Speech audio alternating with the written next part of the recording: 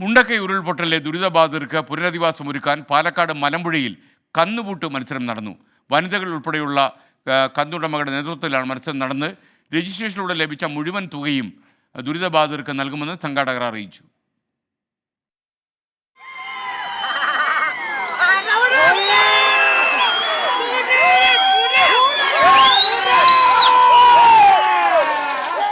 മലമ്പുഴ കവയിൽ ഇത്തവണ നടന്ന കന്നുപൂട്ട് മത്സരത്തിന് പ്രത്യേകതകളേറെയാണ്. കൊയ്ത്തുകഴിഞ്ഞ പാടങ്ങളിൽ കാർഷികോത്സവത്തിന്റെ ഭാഗമായാണ് കന്നുപൂട്ട് മത്സരം നടക്കാറ്. ഇത്തവണ കർഷകരുടെ ആഘോഷത്തിനപ്പുറം വയനാടിന്റെ കണ്ണീരൊപ്പാൻ തങ്ങളാലാകുന്നത് സ്വരൂപിക്കാനാണ് മത്സരം സംഘടിപ്പിച്ചത്. മാസങ്ങളോളം പരിശീലനം നേടിയ ഇണക്കാളകൾ മത്സരത്തിനായി കണ്ടത്തിലിറങ്ങി.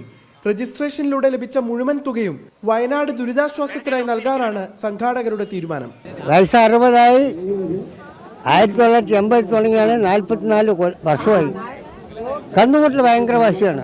പിള്ളേരെ തോൽപ്പിച്ച് നമ്മൾ മുന്നിൽ വരണം, അതൊരു വാശിയാണ്. അത് ജയിക്കും തോൽക്കും, അത് പറയാം. ഇന്ന് വരെ തോറ്റ ചരിത്രം എനിക്കില്ല. അപ്പം നമ്മൾ സാധാരണപ്പെട്ട ആൾക്കാരാണ് ഈ മുഴുക്ക ഈ പരിപാടിയിൽ പങ്കെടുത്തിട്ടും ഇത് നിർത്തുന്നത്. വയനാട് ദുരന്തവുമായിട്ടുള്ള ദുരിതാശ്വാസ ഫണ്ടിലേക്ക് രൂപീകരിക്കാൻ വേണ്ടിയാണ് ഈ പരിപാടി നടത്തിക്കൊണ്ട് ചെയ്തത്. ഈ സീസണിലെ ആദ്യത്തെ പോട്ടാണത്. കാളപൂട്ട് മത്സരത്തിന്റെ ഉദ്ദേശശുദ്ധി തിരിച്ചറിഞ്ഞ് മറ്റ് ജില്ലകളിൽ നിന്നും തമിഴ്നാട്ടിൽ നിന്ന് പോലും കന്നുപൂട്ട് പ്രേമികൾ മലമ്പുഴയിലേക്ക് എത്തിയിരുന്നു.